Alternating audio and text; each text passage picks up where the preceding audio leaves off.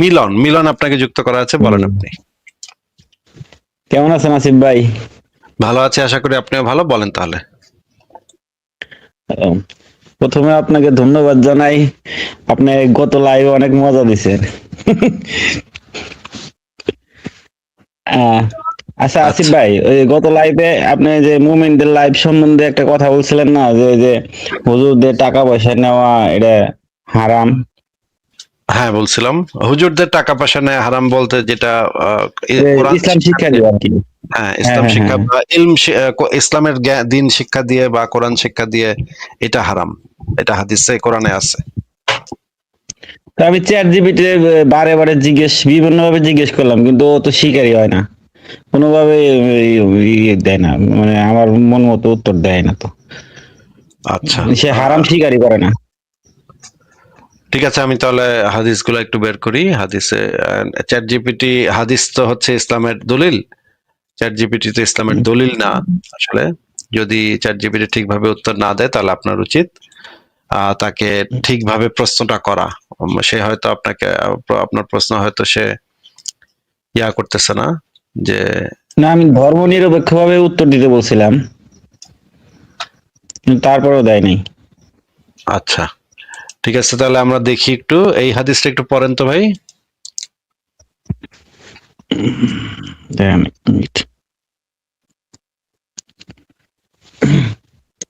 রাসূল সাল্লাল্লাহু আলাইহি সাল্লাম বলেছেন যে ব্যক্তি কোরআন শিক্ষা দানের উপর একটি ধনু ধনুকও গ্রহণ করবে, আল্লাহ তাআলা কিয়ামতের দিন তার পরিবর্তে জাহান্নামের আগুন ধনুক তার গলায় লটকাবেন। আচ্ছা, এটা হচ্ছে একটা হাদিস। পরের হাদিসটা পড়ি, এইটা পড়েন। কোথা থেকে পড়বো?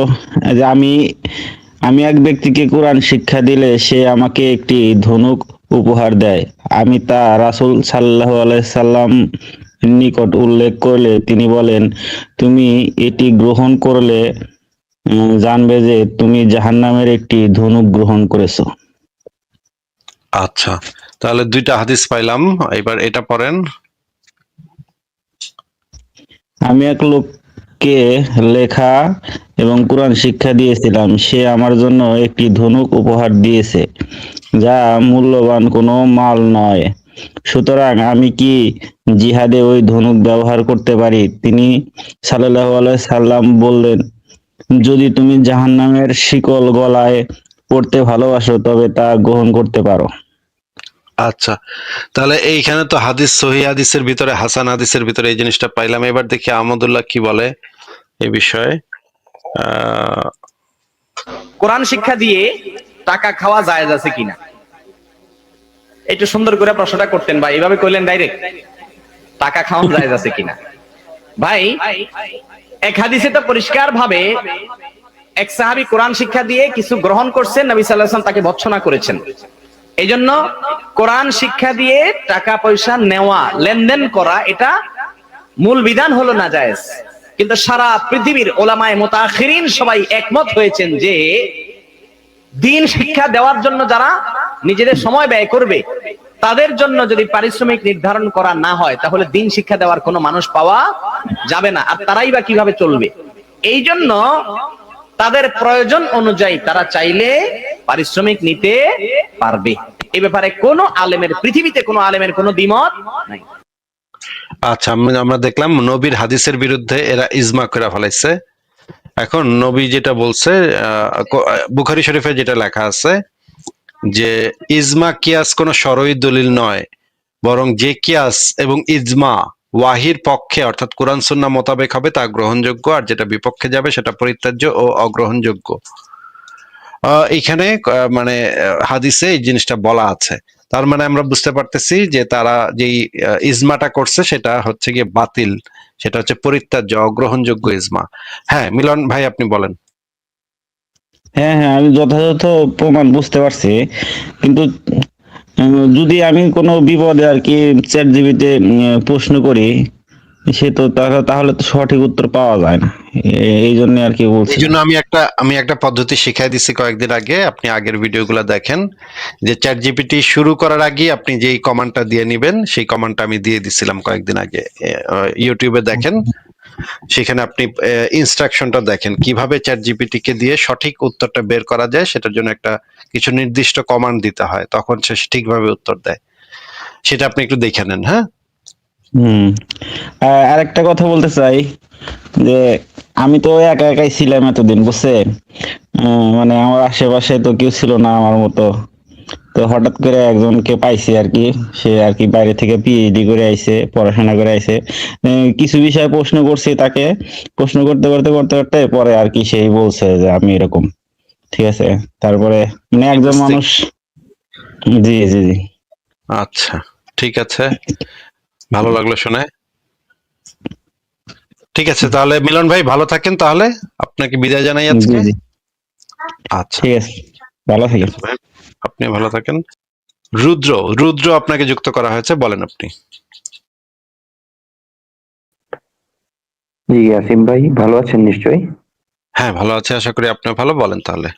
হ্যাঁ ভাইয়া, আমার কয়েকটি বিষয় নিয়ে একটু মানে আলোচনা ছিল। সেটি হচ্ছে আহ, ভারতীয় উপমহাদেশ বা যদি বাংলাদেশ বলি বা ভারত বলি, এই দেশগুলোতে হচ্ছে প্রাথমিক পর্যায়ে যে শিক্ষা, এই শিক্ষার ক্ষেত্রে ধর্মীয় যে বিষয়গুলো থাকে, যেমন ইসলাম, তারপরে হচ্ছে হিন্দু, তো এই ধর্মীয় বিষয়গুলো শিক্ষা ব্যবস্থার মধ্যে অন্তর্ভুক্ত করা হয়েছে।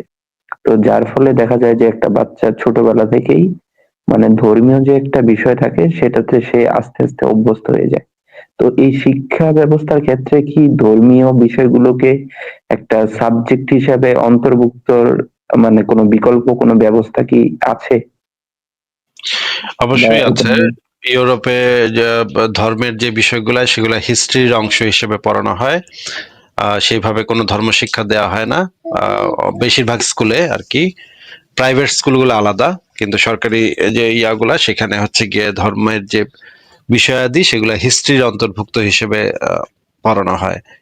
প্রাচীনকালের মানুষ কি বিশ্বাস করতো, সব ধর্মই মোটামুটি কিছু কিছু ধারণা দেওয়া হয় যে এই ধর্মে এটা বিশ্বাস করে, সেই ধর্মে সেটা।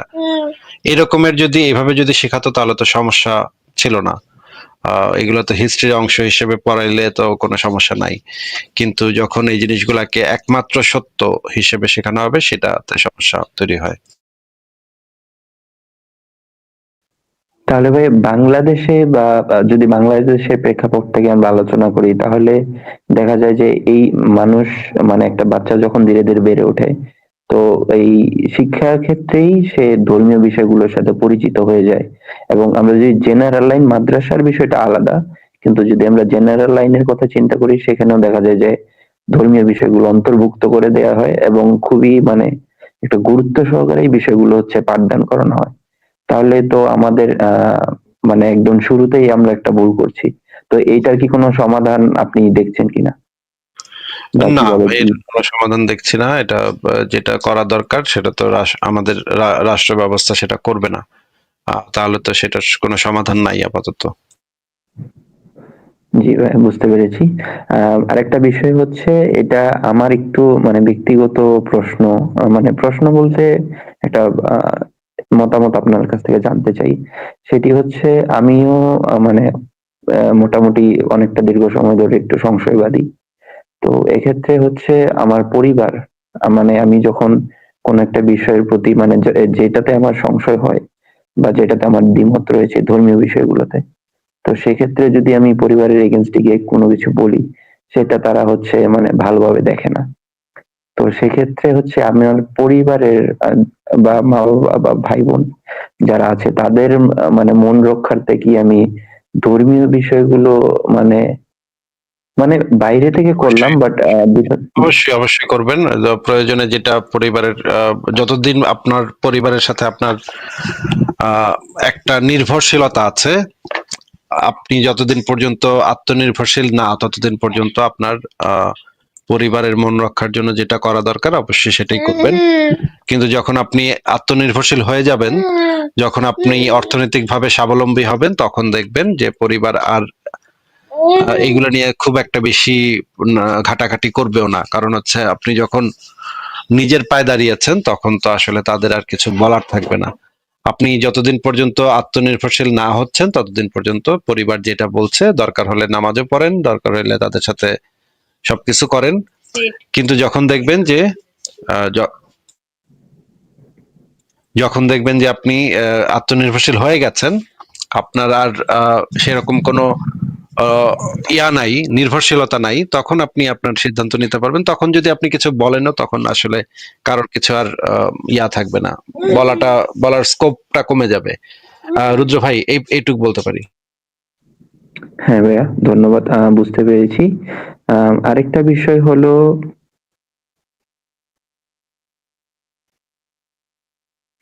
হ্যাঁ বলেন রুদ্র ভাই, এখন আর কথা শোনা যাচ্ছে না। হ্যাঁ ভাই, শুনতে পাচ্ছেন? হ্যাঁ এখন শুনতে পাচ্ছি, বলেন। ভাই আরেকটা বিষয় হলো, মানে একটা বিষয় আপনার কাছ থেকে খুবই, মানে আপনার একান্ত মতামত, সেটি হচ্ছে আপনার কি মনে হয় যে পরবর্তী 50 থেকে 100 বছরের মধ্যে আমরা ভারতীয় উপমহাদেশ বা বাংলাদেশ বা আশেপাশের যে অঞ্চলগুলো রয়েছে, এখান থেকে কি আপনি একটি আশার আলো দেখতে পাচ্ছেন যে ধর্মীয় যে গোঁড়ামিগুলো, এগুলো থেকে মানে সাধারণ মানুষ আস্তে আস্তে, আস্তে আস্তে বলতে কি একটা অধিকাংশ পরিমাণ মানুষ এই বিষয়গুলো থেকে বের হয়ে আসবে কিনা? হ্যাঁ, আমি মনে করি যে আর খুব বেশি দিন লাগবে না। 50 বছরের মধ্যে ভারত উপমহাদেশের মানুষ এই যে ধর্মীয় কুসংস্কার এগুলা থেকে আস্তে আস্তে বের হয়ে আসবে। এই জিনিসটা আমি মনে করি, যদি আমরা আমাদের কাজ চালিয়ে যেতে পারি এবং আমাদের টেকনোলজিক্যাল অ্যাডভান্সমেন্ট হচ্ছে অনেক, এবং জ্ঞান মানুষের কাছে পৌঁছে যাচ্ছে, মানুষ ভেরিফাই করতে পারছে, ইন্টারনেট পৌঁছে গেছে। এখন হচ্ছে গিয়ে এই জিনিসগুলা দূর হতে খুব বেশি সময় লাগবে বলে আমার মনে হয় না, 50 বছর লাগবে।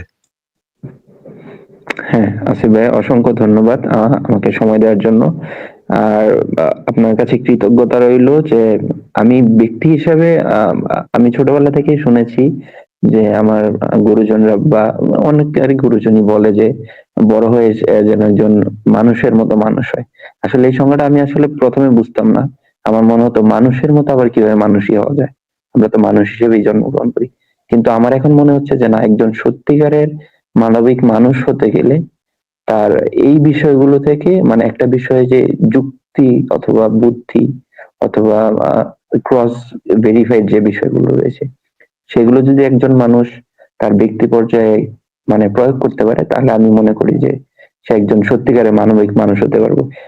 তো আহ আমার মানবিক মানুষ হিসাবে বর্তমানে আমি যতদূর হচ্ছে বিচারের যে ক্ষমতাটা আমার মধ্যে এসেছে, তার একান্ত মানে ক্রেডিট আমি আপনাকে দিতে চাই। আপনাকে অসংখ্য ধন্যবাদ আসিফ ভাই। আপনার জন্য আমি আমি বলতে পারি যে না, আমি মানবিক মানুষ হিসেবে এখন মানুষের কাছে পরিচয় দিতে পারবো। অসংখ্য ধন্যবাদ আসিফ ভাই সময় দেওয়ার জন্য। অবশ্যই এটার কৃতিত্ব সম্পূর্ণ আপনার একারই। এ বিষয়ে আমরা শুধুমাত্র আপনাদের সাথে আলোচনা করি, যুক্তি তুলে ধরি, কিন্তু এই জিনিসগুলাকে নিয়ে চিন্তা করা বা এই জিনিসগুলাকে নিয়ে আপনি যখন নিজে যাচাই করে দেখবেন তখনই শুধুমাত্র আপনি আসলে রাস্তাটা তো আপনারই হাঁটতে হয়। একটা মানুষ পথ দেখাতে পারে কিন্তু রাস্তা কিন্তু আপনারই হাঁটতে হয়, এবং রাস্তা হাঁটাটাই বেশি ইম্পর্টেন্ট। আমরা শুধুমাত্র আপনাকে একটা দিক নির্দেশনা দিতে পারি, কিন্তু কাজটা আপনারই করতে হয়েছে। এটার জন্য ক্রেডিট কিন্তু আপনার একারই, এটার জন্য ক্রেডিট আর কারো না। রুদ্র ভাই, আপনার কথা শুনে খুবই ভালো লাগলো, তাহলে আপনাকে বিদায় জানাই, ভালো থাকবেন। ঠিক আছে রুদ্র ভাই, তাহলে আপনাকে বিদায় দিলাম।